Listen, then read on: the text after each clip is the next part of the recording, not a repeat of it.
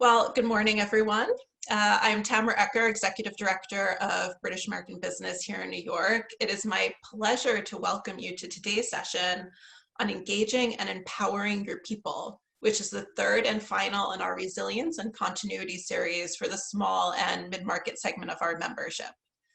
At BAB, we're currently offering a mix of programming, about 2 webinars per week, between practical advice on how to navigate the crisis and also the big picture views. So please keep an eye on our website and your emails for more events upcoming. It's a pleasure to have you with us on the call and a privilege for me to introduce you to our facilitator today, Allan Rooney. Allan is the founding partner of Rooney Nimmo, a boutique law firm with offices across the US and UK, as well as a global presence. Allan began his career at Deloitte, where his practice concentrated on international tax and compensation issues and securities-related matters, advising several Fortune 50 companies. Later, with the backing of his clients, Allan founded his firm in 2007 and attributes its growth to its commitment to providing the highest possible level of client service, coupled with sophisticated, business-focused legal advice. Allan, over to you. Thanks, Tamra. Thanks for having me, and I'm very excited to participate today and have this great panel with us. Just going over a couple of house rules, guys. Thanks, first of all, again, for tuning in. The folks that are in attendance that aren't on the panel will be in listen-only mode, but we have not completely muted you in that you can submit questions via the Q&A function. So we're going to try and handle as many of those questions as possible as we can. We're going to go with about half-hour-ish of structured discussion with the panel, but we may take some questions on the fly, and then we're going to go into more of a Q&A segment and wrapping up at our 15 mark, depending on how many questions people have. And yeah, and this session will be recorded for quality control and training. Just kidding. And it will be available later when you can share it, or you can use it, or we can use it, I guess. We are going to start off with our amazing panelists. I'll let them introduce themselves. First, Edith Clee with Mercer.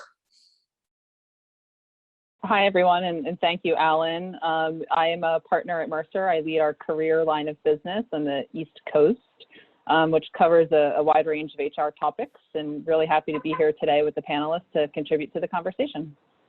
Thank you. Rick Javik, could you go next? Hi, everyone. Thanks, Allan and Edith and British American Business. It's Rick Javik. I'm a partner at Q5. We focus on helping organizations become more effective and hopefully execute their strategies to make them stick. And I'm really happy to be here with the team this morning. Great. Paul Webster. Good morning, everyone. Hope everyone's keeping safe and well. Thank you to British American Business. I head up the Page Executive Division of Michael Page in North America, which is the exec search arm of Michael Page, and we cover mid to senior level recruitment across US and Canada. That's great. Thanks, guys.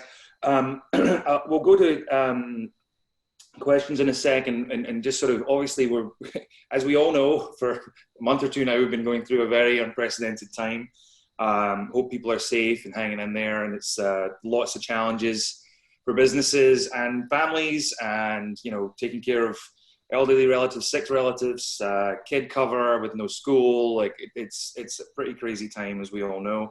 Businesses are going through lots of tumult, furloughs and layoffs, and trying to restructure and re-leverage people and allocate roles. There's a lot of that, and the panel's going to get into a lot of that stuff in a bit more detail. Obviously, my legal background, I'm happy to try and take any employment-related or other related legal questions. And the others have great expertise, obviously, on the recruitment side and the people engagement side. We've seen, since this all sort of started in our firm, we're a fairly small firm, about 20, 25 lawyers, and I think initially the phone sort of stopped ringing. We were rather worried, and then we began to kind of see questions around PPP, employment matters, unfortunately, what to do about restructuring people, severance, furloughs, and things like that. And then gradually, at least our little microcosm of the world, it seems like things are picking up slightly in terms of people's willingness to do things, and hopefully we're maybe beginning to turn that corner. Although I think there could be a bit of a zigzag. And we're all just trying to, get through that. So I'll put this to Edith and Rick. Maybe Edith, if you want to go first. With all this tumultuousness, people are trying to, what are the big pain points you're seeing for clients, and how are you seeing, it's a two-part question, people, companies leveraging their people to sort of conquer through this and power through? Sure, yeah. So, I mean, I think the zigzag is a great comment. One of the biggest pain points is how nonlinear the situation is, and how long of a tail it's likely to have. When we first stepped into the crisis, I think that there was bits of optimism that this might be something that could have a V return, and that scenario is certainly looking less likely. So I saw a quote the other day that said the role of HR has never been more stressful, vital, or visible. And when you take a step back and realize that one of the most universal shifts that's occurred in the last several months has been the experience of work, I think that really draws into focus why that quote is actually out there. So we're the individuals who are helping to solve for all of the items that you covered, Allan, in the intro that you were giving related to people decisions, what roles will continue, the challenging tasks of having to identify, select, notify, if we are in a situation of having to move to severance or furlough, and all of that can be really challenging and stressful. Add on to it, the workforce that we still have retained is largely, except for essential workers, experiencing the world in a strictly virtual sense.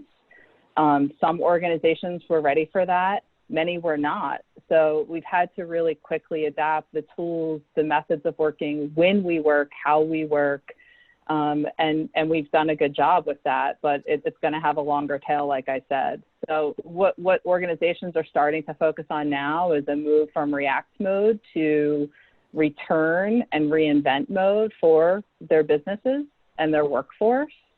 And really that starts with a foundation of trust, knowing that what we need to take care of first is, of course, the physical well-being of our employees, the mental well-being, and then also the relationships. So not only in terms of colleagues connecting with each other, but ensuring that we're identifying the skills and capability and energy that exists resident in our organizations and getting that redeployed to where there might be demand, either because we're having to identify new revenue generating channels, or just because there's areas, like you gave the example in employment law. I mean, we're certainly seeing certain pockets where either we're not affected, right? Gaming is doing great. Video games are up significantly. But then even within our workforce, it might be that your leave management team and HR is suddenly completely flooded and needs supports from other parts of the department or business. Yeah, Rick, do you want to take a go at that? Yeah, building on what Edith said, I think broadly this is a change issue. I think Edith's point about the optimism around the V-shaped curve and recovery. I think as organizations are kind of getting through this initial survival kind of mindset and seeing, okay, what opportunities are starting to potentially be out there as far as getting back to work. This is really a change management and change leadership issue. So how do leaders and how does HR enable people to, as they're working remotely, how do we start focusing on those new opportunities? So I think that's one of the biggest things, as most organizations weren't ready to work remote. They did that very quickly, and everyone's joking about all the Zoom calls they have and the Teams calls they have. But now, as you start thinking about going back to work and business hopefully starts picking back up accordingly, how do you structure your organization to get people in the right places so you can actually take advantage of new opportunities that might be coming out here in the short term? So I think that's one of the biggest things as organizations that we're seeing is how are they actually enabling these things, new behaviors, new ways of working to stick? Thanks, Rick. I guess, it's a lot of these topics are kind of related, right? Because all this is going on at once, and there's big people issues, obviously, and then on the business side, workflows, clients, business for whatever sector you're in. I guess the meme industry seems to be doing quite well. If my WhatsApp's anything to go by, but there's a new focus on health. Obviously, it's in everyone's mind. As I mentioned kind of earlier, that kid juggling, work from home, sick relatives, job security change, if you've still got a job, what are your prospects? Are you sort of, if you feel confident, are you, morale wise, there's obviously going to take a toll. So this, again, kind of a two-part question here where, what measures, and I'll take this, I'll send this to everybody actually on the panel, what measures are there to boost employee welfare that you guys are seeing or think are a good idea?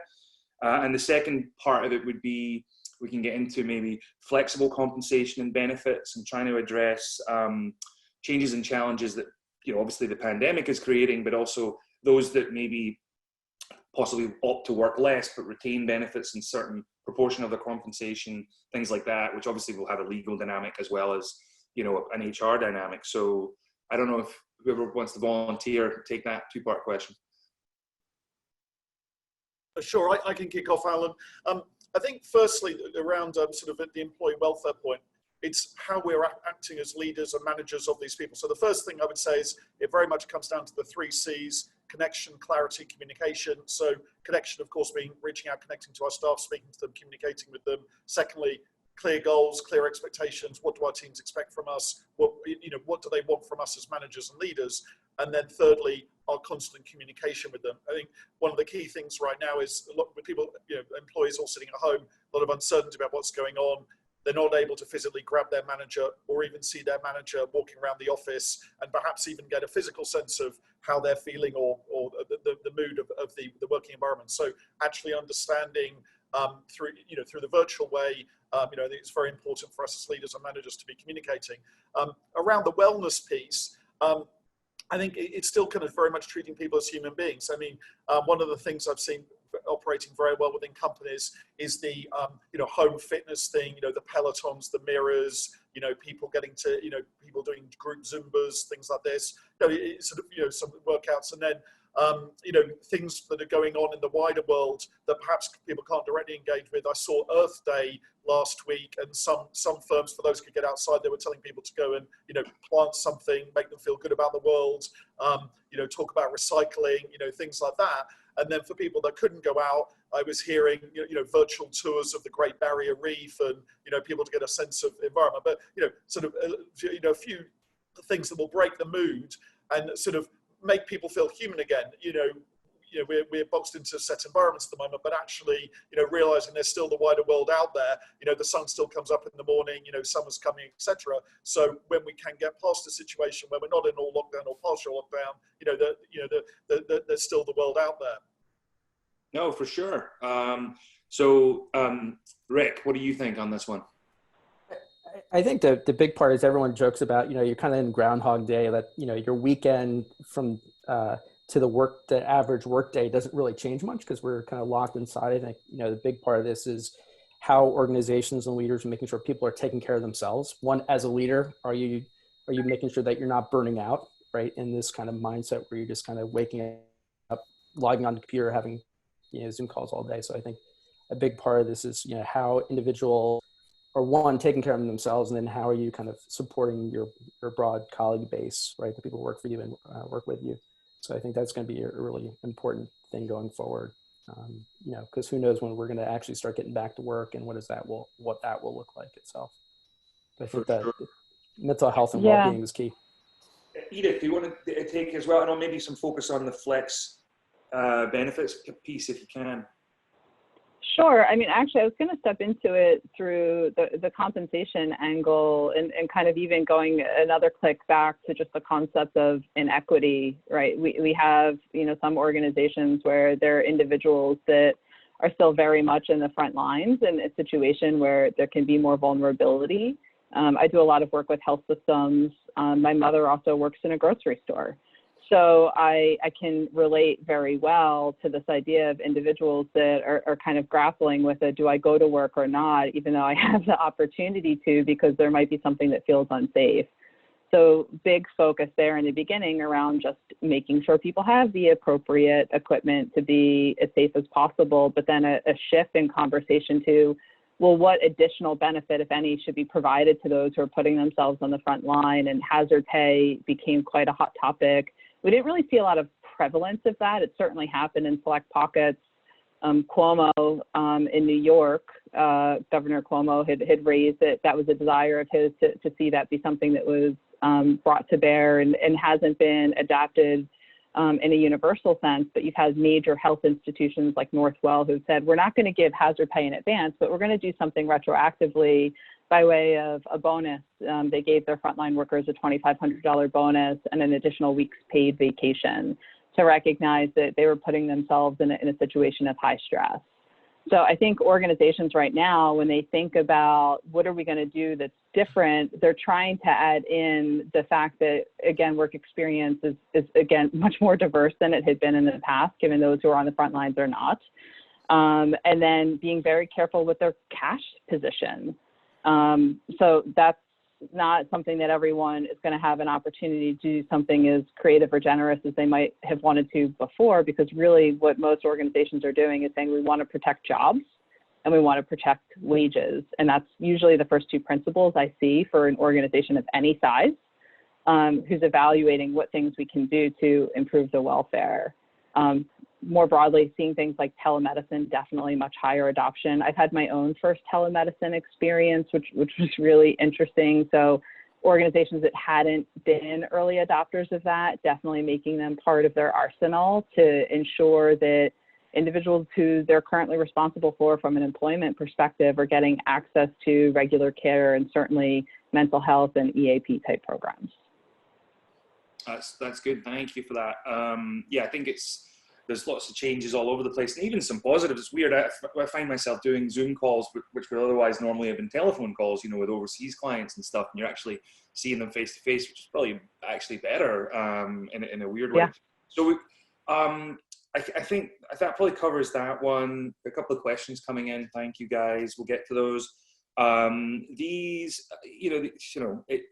it's great, really crazy times, there were obviously companies possibly that had raised venture capital dollars or something else, and they were in expansion mode and they were hiring, and maybe their business is somewhat sheltered from this or resilient, whether it's in gaming, like you said, Edith, or whatever, or they've just got new demands, so they need to staff up and bring people in to service those needs of their clients or customers and stuff. And so Paul, would you mind giving us some thoughts on hiring in this environment, upskilling, expanding? What are you seeing? What's the advice? And I'm curious, we should try and think about SMEs as well, because that's obviously the focus of the Accelerate series here within DAB.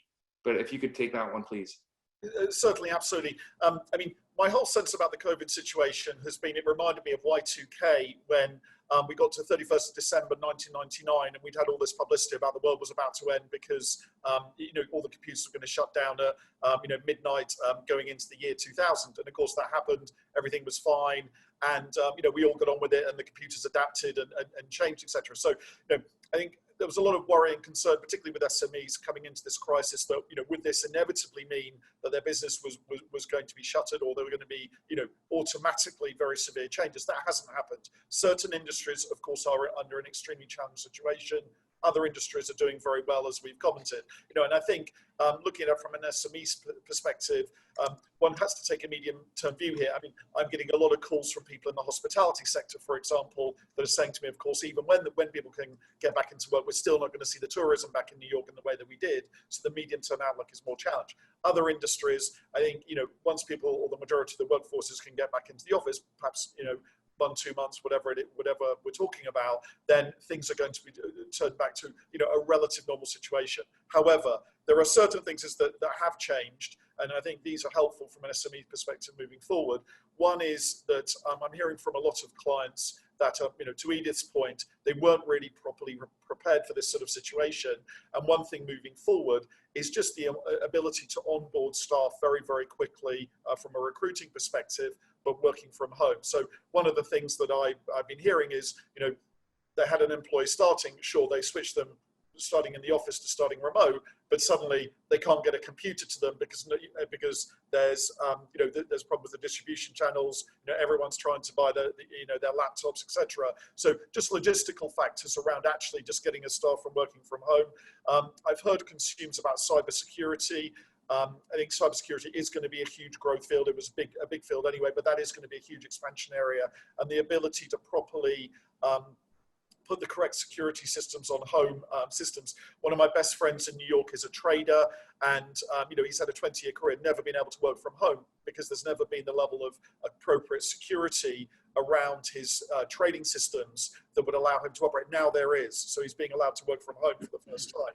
So, and I think the other thing is, from a hiring perspective, is actually how you're going to differentiate yourself from your competitors. One of the things is when we're all talking on Zoom calls with, from our homes, when you're interviewing with, head of one business versus head of another business, it's difficult for an employee or prospective employee to get a sense of, which is different, which is the better firm, which is the firm that's more suited for me. So one of the things I've seen from these SMEs already is doing these virtual tours. So, short videos sort of around their offices, or promotional videos, or even just, interviews of employees that they can then present as part of an interview process for candidates. Now, on the positive side, one of the key things is that from a SME perspective, you have unique accessibility to candidates. So I've spent my entire career leaving voicemails, speaking to people out of hours, 3 a.m. calls, midnight calls. None of that's at the moment.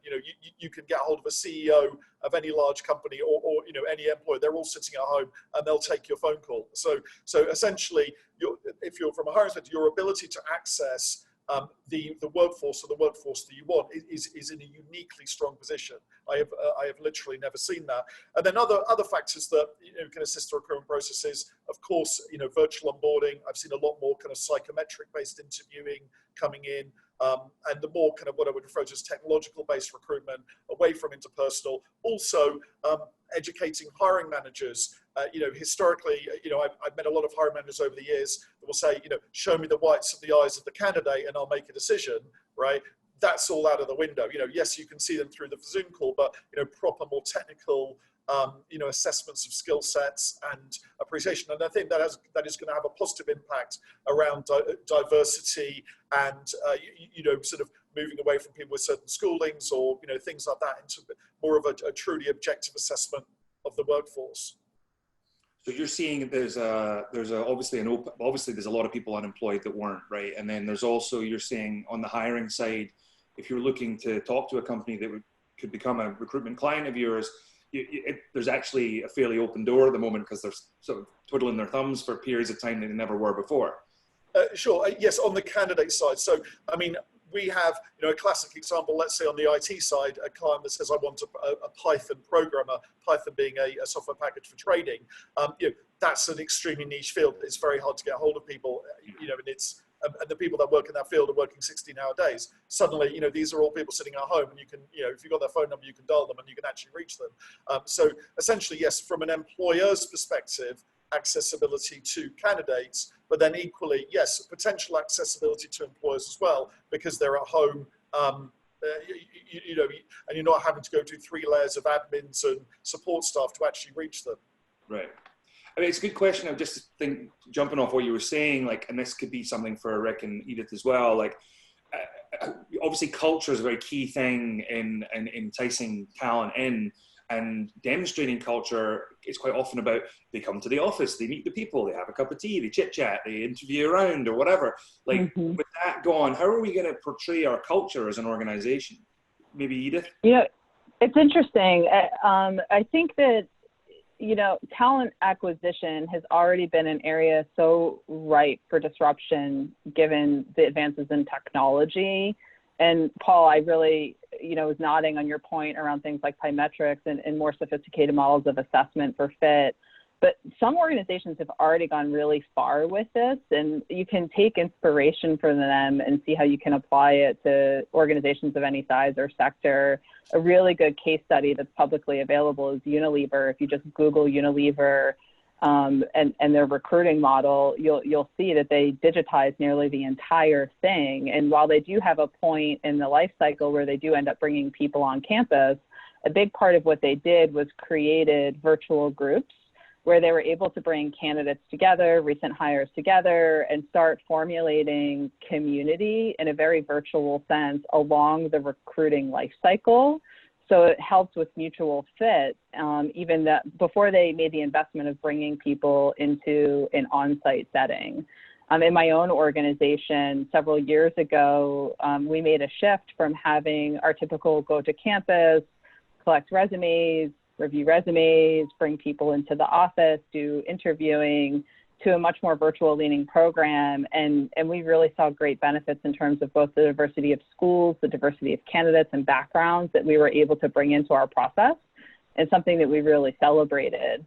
And I think that we'll also be looking to, as we think to the year ahead, how do we start incorporating some of these elements of creating groups where folks can start to interact with each other and our existing colleagues to get a sense of what we're about.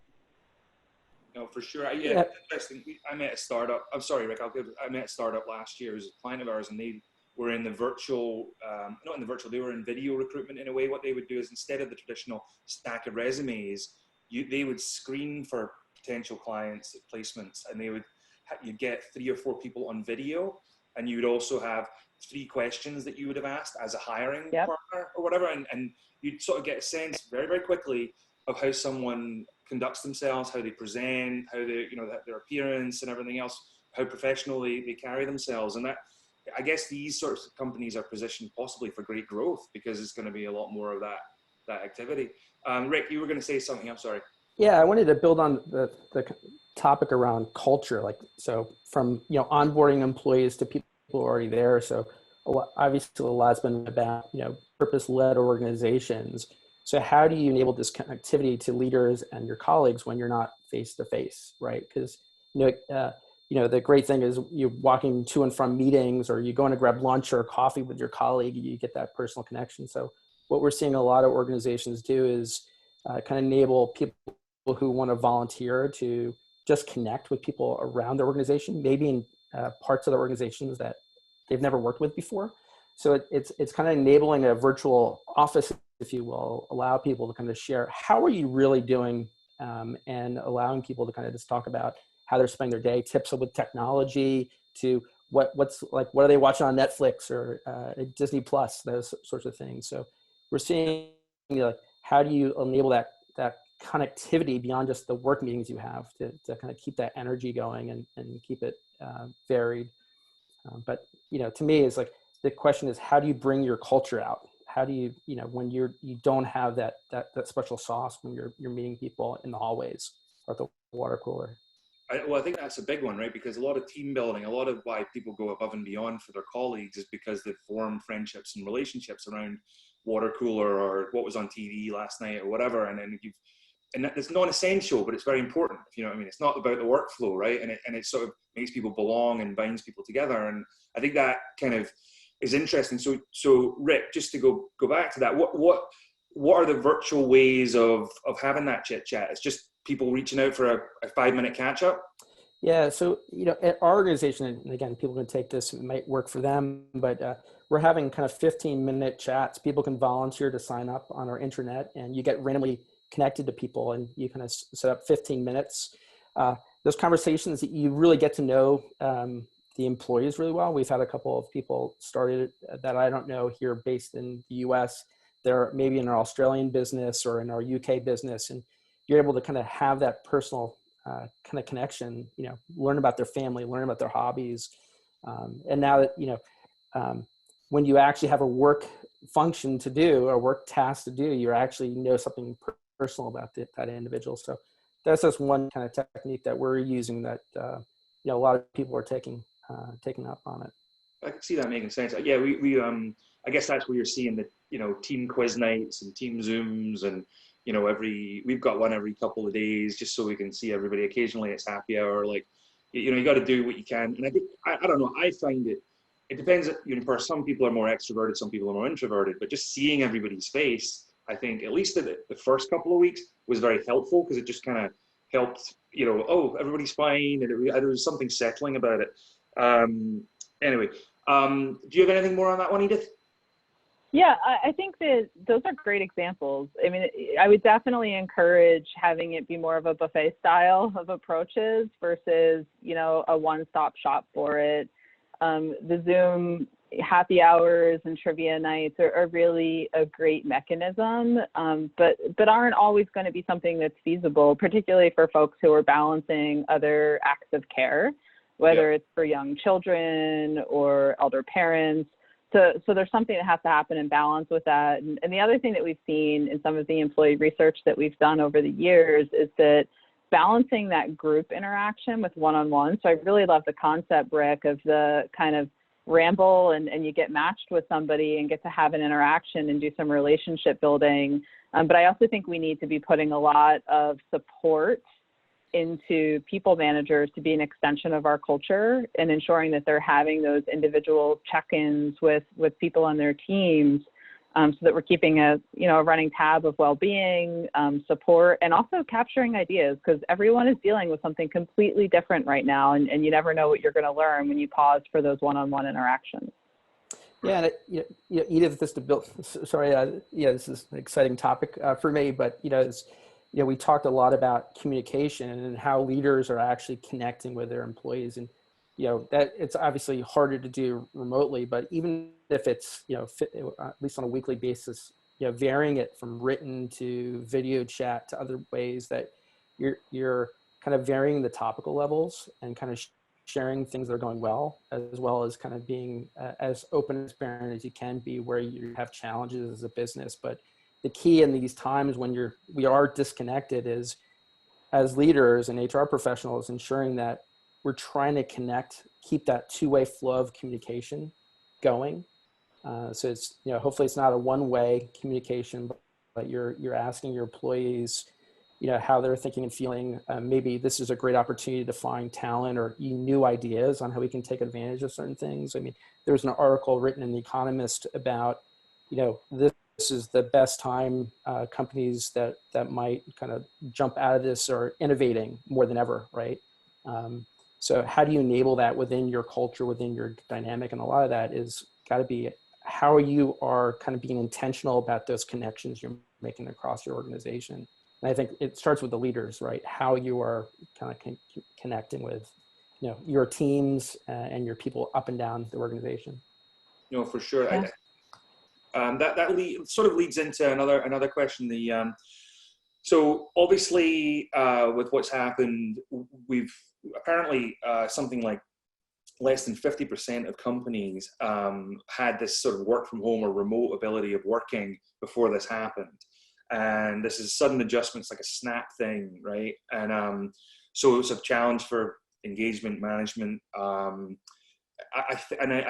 think there's certainly that risk that certain people might feel a little bit forgotten or left behind at home, and they're not getting that reinforcement of being in the office with people and seeing their leaders, the line managers or whatever, and possibly, not falling off the map, but like, I've heard stories among, other businesses and clients where that's sort of happened. People have kind of gone off the grid a bit. And others times, I think most people would say that the A players, the good performers are excellent from home, because that's just they were good before. And I think the people that may have been struggling are a bit more middling, that may have deteriorated in performance for a bunch of reasons, whether it's family. A lot of people are, I'm sure there's depression's up. I'm sure anxiety's up. All kinds of health, beyond the virus. So I guess the question here is, how do we keep people focused and engaged through a crisis like this? It's leading on from the questions we've done, but it's any more ideas and riffs on that would be really helpful, because I think we're all looking for these tips. Who wants to go? Shall I come in on that, Alan? Yes. So, just a few others around that. I mentioned communication, clarity, and connection. I think that is fundamental. Employees understanding what is expected from them in the organisation. I think if one can achieve that as a leader in a business, that in itself creates an assurance with the employee about that the expectation isn't over and above what they're able to achieve in a remote environment, if they're finding it more difficult to work in a remote environment. I think also very much not the kind of top-down management, but very much bottom-up, insofar as, I think you were alluding to it just then, but asking the employees, what do you need from me? What can I do for you as your manager leader? What do you need from me? How can I help you? What can I do for you? Rather than, perhaps, in the sort of environment I'm in, when we're in the office, it tends to be very much more prescriptive. Come on, we need this. when can you get it done for me kind of approach. So I think that very much more just, treating the people as humans, treating them as people, understanding everyone's got different situations. I think also being very sensitive. There are some people, as we're saying, that really have just gone from office to home and seamlessly cracking on, performing just as well as they ever were. Some people, it's suddenly highlighted a whole bunch of, family issues, worrying about elderly parents, children, and there's a whole world that they've just been thrust back into, which they're not usually having to deal with on a day-to-day basis in their work environment. Sadly, one of my clients has lost a parent, with COVID. And I'm sure we all know people where that's happened, and that's obviously an extremely different experience. Then that goes from an economic experience to a personal experience. So I think just a lot of lots around the interaction, understanding. I think the happy hours, all that sort of stuff. I think it's great. Make the person feel valued, and and I think if the employee, they appreciate economically it's a challenge time, then and perhaps the organisations they work for, particularly on an SME side, are not going to be doing as well as they were, financially perhaps than they were 6 months ago. But if they've got the proper level of engagement, then you have the loyalty, the resilience, the trust, which enables you as the employer as well to keep these employees on track even after COVID goes away. Yeah, anything from you guys on that one, the engagement point? Yeah, I think that, I would agree with everything that Paul had just shared. For me, and a lot of the conversations that I'm having with clients, there's the shift in just recognizing that some of the solutions that have been put in place are a bit more stopgap and won't be sustainable for the duration of what is likely going to be out there, which could be anything from who knows to most recognized across the board 18 months to 2 years. So taking a step back and looking at things like your virtual collaboration tools to understand what's really available for people to not only be able to connect in a forum like this where you can see and have some form of human contact, but that you can actually be progressing and contributing to work in a more collaborative fashion, I think is going to be an important piece of it. And then being transparent about what opportunities are out there. So within your business, there's going to be areas that maybe are going to look very different over the next couple of years, or will be much softer in terms of the ability to drive any kind of utilization or productivity. So taking pause and saying, how do I look at the talent that's there and potentially repurpose them and be open about the opportunities that are out there and what might be required to fit yourself into some of those things, because any of them will create stretch. So really looking more from a skills basis, thinking like analytical or project management or communication or leadership, instead of pure technical discipline, to just create a little bit more elasticity in your workforce. Is going to be a big driver, because we all want human connection, but we want to feel valued and like we're part of something, and part of something that's growing and has a future attached to it. So I think those are some key pieces. Yeah, and building on that, I think, what we're seeing from a lot of our clients is as they're kind of managing multiple lenses right now, right? One lens is, we're probably hopefully getting through that a little bit, but is it really about survival? Getting your hands wrapped around, what are our opportunities, really where are our risks and issues that we need to kind of manage on a day-to-day basis. The second piece where a lot of companies seem to be in right now is stabilize, right? So how you kind of get the most out of the situation we're in, right? Capture those lessons learned around working remotely and being able to address it. And then the third lens is about, okay, when things do start opening up, that mindset towards that future, whatever that looks like, right? And I think, we touched on a little bit is that engagement of talent. Sometimes this is, organizations continually tap the same people, and this is, being intentional on a remote basis. Where can you find individuals in your organization might have a unique skill set that are able to kind of lead or help drive any one of those lenses? Because I think where you kind of run into trouble is when you're worried about that today and you're having the conversation about tomorrow at the same time, is really carving out those as really separate discussion points. And how do you engage your talent to be able to enable you to execute against those things? So I think, the three lenses is something potentially helpful to folks as they kind of think about where are we today and where do we need to get to over the next 3 to 6 months.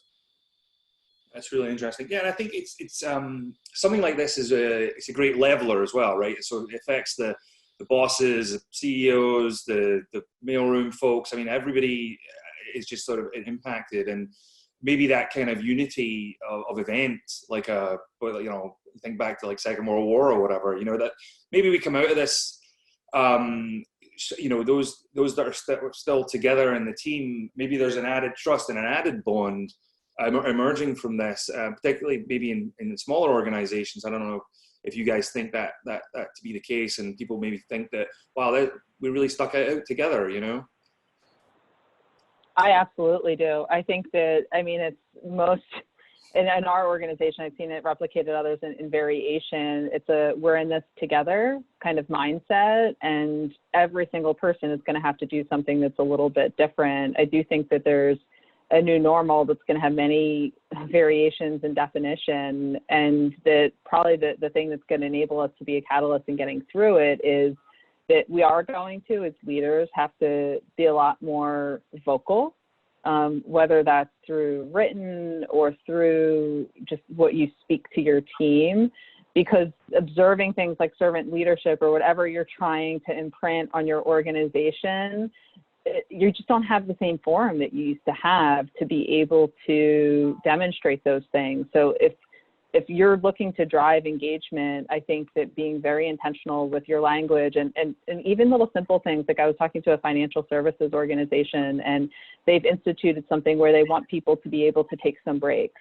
And they're trying to get them to use their vacation, and they've started a popcorn system where I'll say, Edith, I'm going to take vacation on Friday, and I'm nominating Allan to go next. And it kind of removes this, because we've entered this era of, I'm not quite sure what the rules are. It's like when unlimited time off became a really big buzz topic. And then we looked at the data, and organizations that have those types of parameters actually have lower utilization of time off programs because people feel awkward. They don't know what's the right amount to do, what is socially acceptable. So really demonstrating through your actions and words, I think, is going to be important. Right. I say so exactly. People already felt awkward, perhaps, or guilty. Oh, maybe they'll in this new paradigm of vacation. Where am I going? Maybe, I don't know. Exactly. It's kind of a strange thing, but I think we're probably all seeing instances.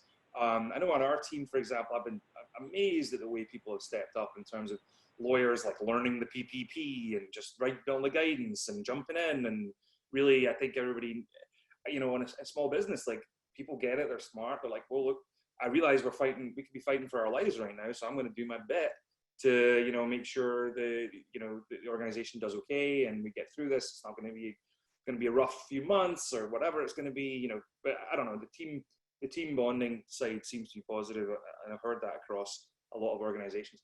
We've got a few questions from the audience, which is wonderful.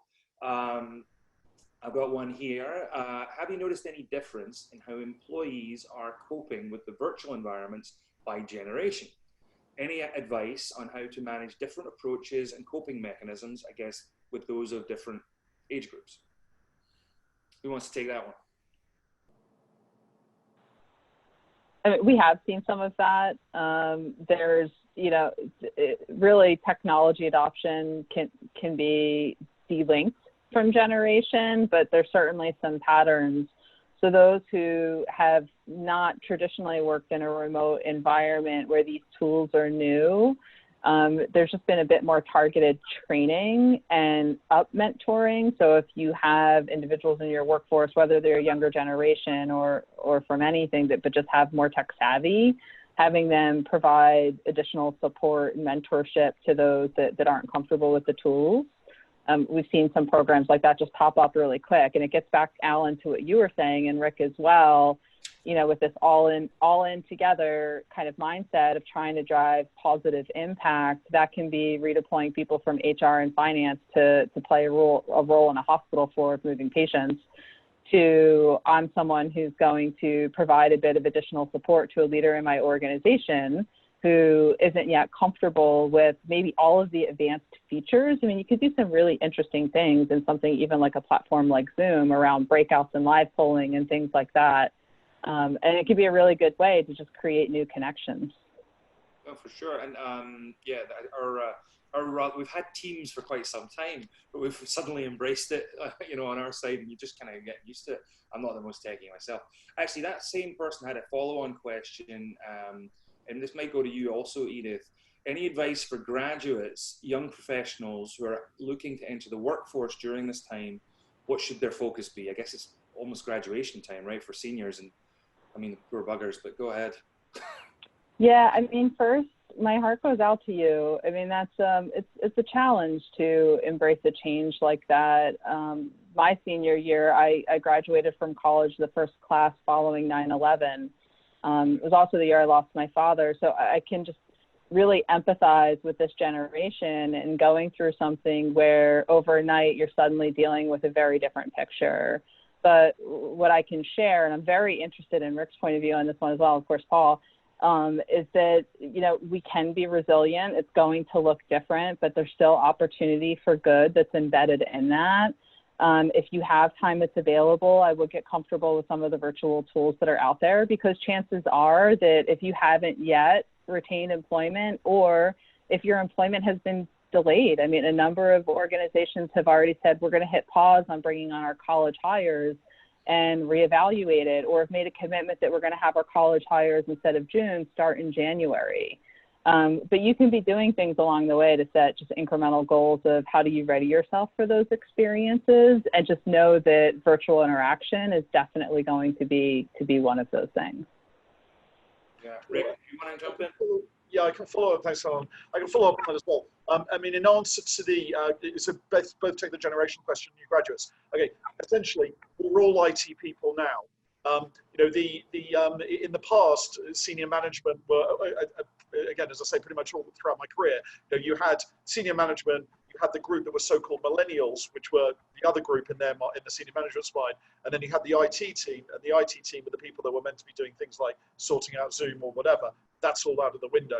You know, so suddenly I'm seeing that senior management are all having to learn essentially IT, because they're now having to do it themselves, and you know, understand Zoom and Microsoft Teams and all of this other stuff. So in a positive way, they're actually enhancing their skill set, and I think we're going to see mid and more senior management, you know, really coming through now with a broad and more diverse skill set than they had previously, and you know, an ability to essentially manage and effectively oversee teams through virtual methodologies such as Zoom.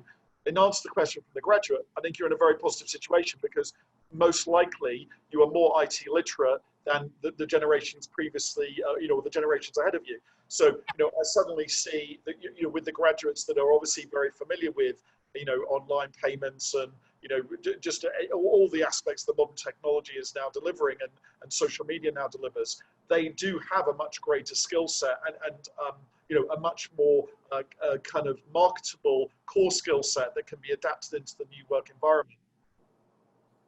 Interesting. Right. Yeah, I just like to add one point. I would probably say this to, you know, graduates, regardless of COVID or not, is just make sure you're continue to build your network and connecting. You're definitely seeing it on LinkedIn with the alumni network, as far as you know, people offering to give a career advice. And I think, you know, there's probably a different type of capacity you have now. Obviously, it's going to be virtual, but you know, definitely leverage your alumni networks. Get involved in interest groups on LinkedIn. I think that's going to be really key for folks, regardless if you have a job that's either happening in June, July, or being postponed. You know, constantly be building it up. I think the other opportunity too is, as we're talking about the technical skills, understanding how to leverage technology, is, you know, use this time, if you do have some downtime, to continue to build your skill sets. Obviously, a lot is being written around, you know, data. We know how important data management, but kind of looking at where those kind of additional skills or tools that you can pick up before you start your next job. Use this time wisely would be my other advice, I think, to graduates. Yeah, we've got a few more questions coming in. This one's quite a good one, I think. There was a New York Times article last week, quote, "When mom's Zoom meeting is the one that has to wait," quote, "the way we've been able to MacGyver a career as a woman is completely under attack by a global pandemic. Is there a different burden on women, mothers, caretakers, and how can employers respond and support this? Great question. Who wants to go?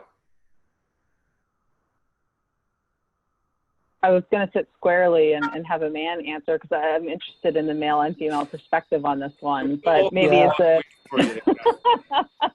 I think I'm sure, Edith, if you like. I mean, so what I would say is, yeah, I mean, has the world changed in terms of suddenly people needing to work from home, and you know, has that then had an impact on childcare or people that are caring for elderly presence? Hugely. So there is a portion of the workforce that now they're, you know, everything's changed for them in terms of their working environment.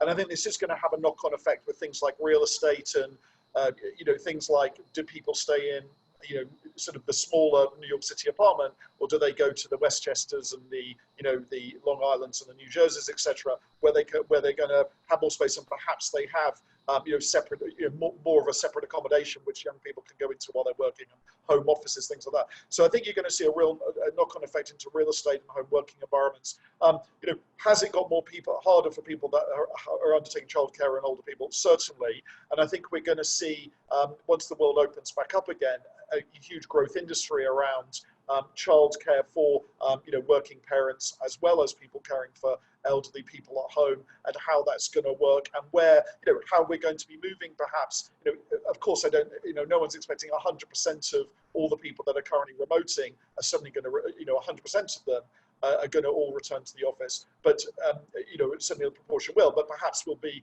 you know, most companies will be moving from 10 or 20% of people that were remoting previously to COVID to maybe 50%, or maybe, and in some cases a lot higher. So, you know, either way, us as business managers and leaders will have to adapt to certainly a very changed proportion of our workforce remoting, and part of that will be adapting work practices around people that are undertaking childcare and, as I say, you know, caring for elderly people. Yeah. Well, Yeah, thank you, Paul. I'm glad that you jumped in on it. I just wanted to add in one thing to say, say that it absolutely, I do think that there's a different burden, and a lot of data suggests that women do much of the caretaking at home, though every family structure is different, so it's not a universal truth. But I would say the model is existing right now is one that is truly not sustainable. Balancing things like virtual learning while also trying to carry your own career and in balance potentially with others in a household is certainly a very demanding experience. And I think that education in itself is up for grabs in terms of what that model ends up looking like, both from higher ed as well as, you know, folks that are in junior and intermediate and elementary school. You know, will they open in the fall? And I think that's going to look different depending on what geography you specifically sit within.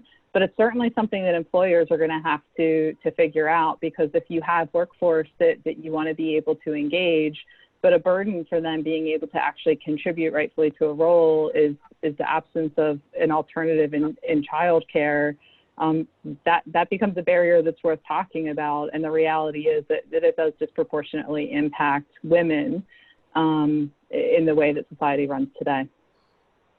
Sure. Okay, so bunch more questions over here on the dial. There's one here coming in. All right, when business opens up again, it won't be 100% employees, sort of something that Paul just touched on.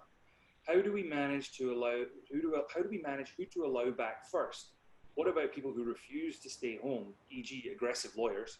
And this happens to be a lawyer asking this question. What about the concern of those who don't want to come back, but feel pressured to do so, much like they pressured not to take vacation?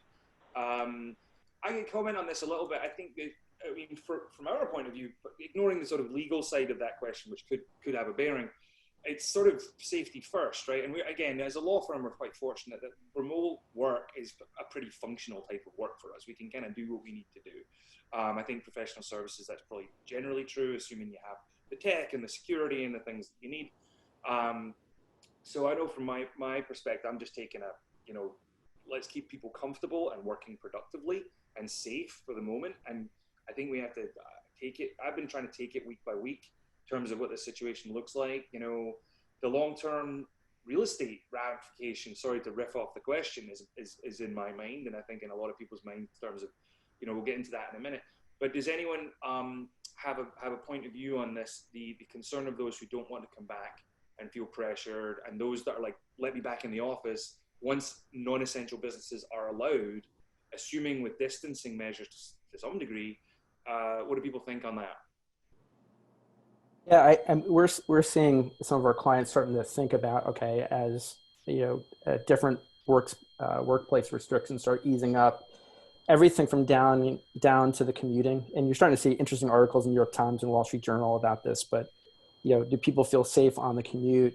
Do they feel safe going in an elevator with people, right? If you're only allowed one person in the elevator, and is that going to be more of a hassle to even try to get into the office, let alone working from home? So I think there's a lot to have people kind of work through. I think it's going to, for our organization, some of the clients, it's going to come down to individual preference and comfort level. Do I feel safe heading into the office, and am I going to be productive, or I'm going to spend 2 hours trying to get just physically into my workspace? So I think it's going to be down to individual. I don't think one size is going to fit all on this. I think it's going to be a work in progress.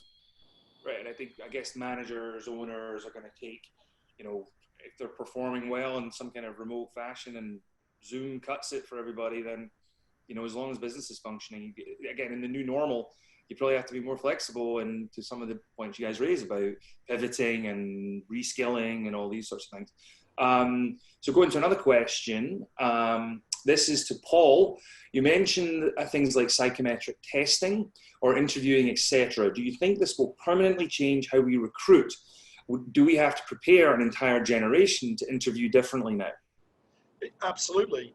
So the psychometric and more, I would say, technological-based recruitment methodologies, they've been around 20 years, plus now. I mean, they actually predate computers. People used to have the testing with kind of multiple choice, where you put X's in boxes and this sort of thing, and they were modeled. Of course, it's much more sophisticated now around computers, and I think that's a positive step. It allows employers to make much more objective decisions about true skill sets. I actually think it's a bit more like, we can talk about fantasy soccer, fantasy football, but 20 years, you don't sign a striker in soccer in a fantasy football soccer game, or a quarterback in fantasy football, without truly checking out their stats and their production and their methodologies. You don't just look at the player and think, oh great, they must be a good player.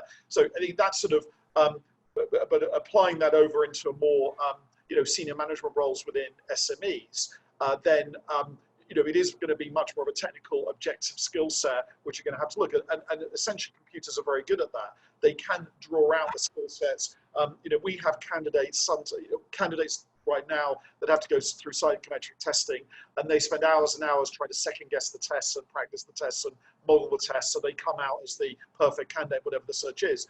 And I've seen all sorts of issues around that, because of course the designers of the psychometric and more competency-based interviewing, they design the test so that cannot be done, and it's very difficult to second guess and essentially appear to be someone you're not. But that's also part of the sophistication that computers now bring in. So and then that is part of the educational process. And just actually coming back on the earlier question about remoting versus non-remoting, I also think employers are going to have to adapt to both groups of people. In the past, remoting has tended to be kind of a little bit of an unspoken issue, where some people remote, some people don't. But it's kind of like, why one group is allowed and one group isn't. It isn't necessarily articulated by companies. Now it's going to have to be. We are going to have two groups of people. As to the question, we're going to have the people that now only want to work from home and are going to, I think as employers, we need to adapt to that group, and then people are going to be staying in the office, and that then keys into the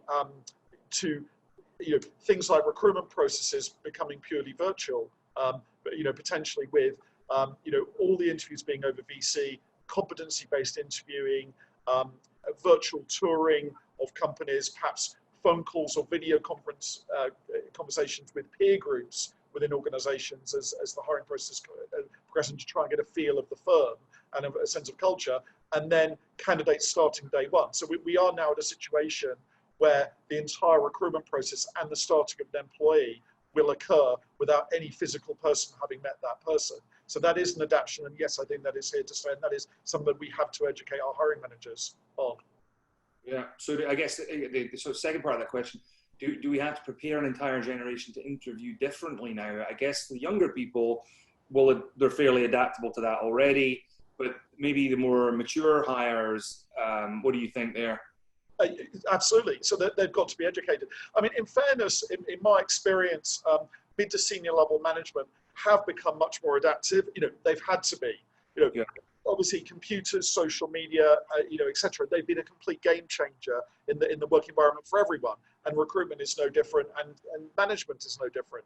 And I see much more of an approach where, you know, I think there will have to be much more training, education around managers. You know, and of course, from an HR perspective, if one is only, you know, perhaps a manager's used to, they'll say a comment to an employee, seeing the employee might be physically, you know, kind of aggrieved, you know, or, you know, sort of annoyed by a comment, well, the manager, if they wish to do so, can quickly address that because they're next to the person and, you know, say, or take them into a room and say everything's fine or whatever, however you're going to, whatever that isn't the case of virtual. So I think managers are going to, you know, they have to be now much more careful with their communication.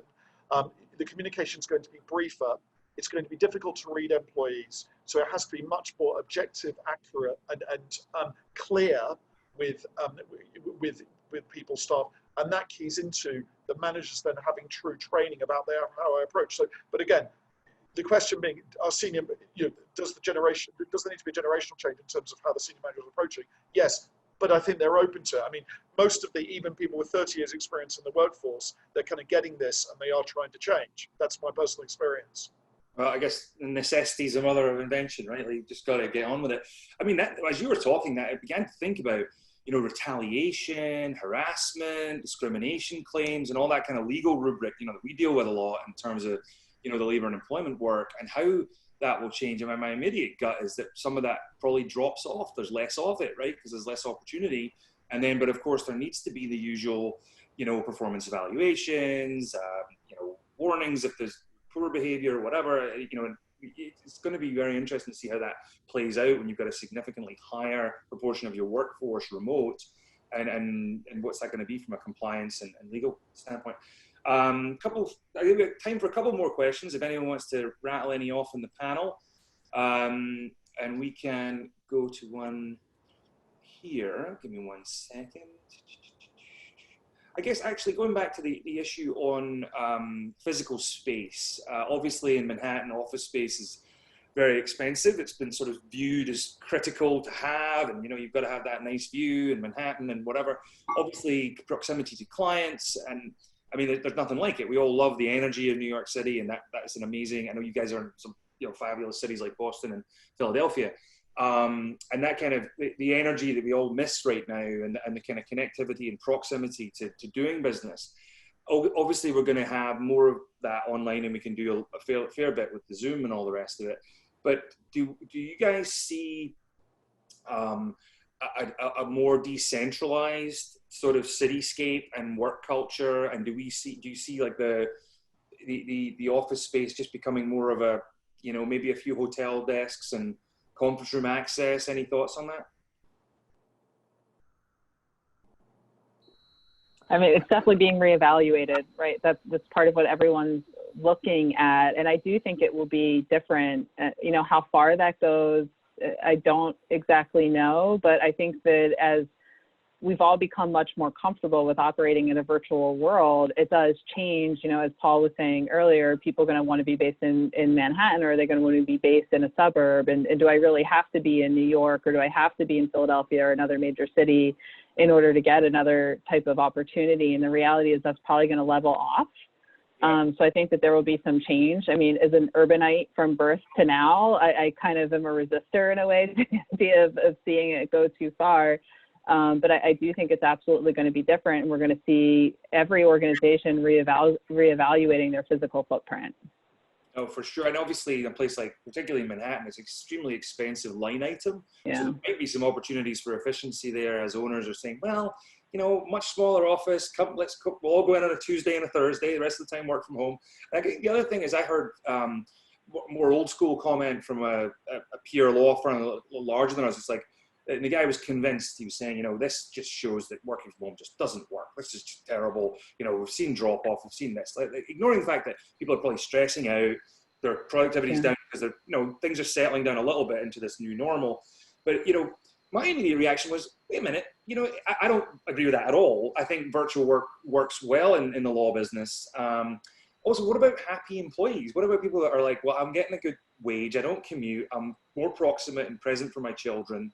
Like, I just found that to be such an old school view. And I just think that, you know, I'm sure you guys would have further comments, that embracing these changes and you know, optimizing and engaging and enlivening your talent to be like, you can do that. We'll just come in for meetings. That's all, you know, as long as, I mean, we always have said, as long as you get your stuff done, what do we care?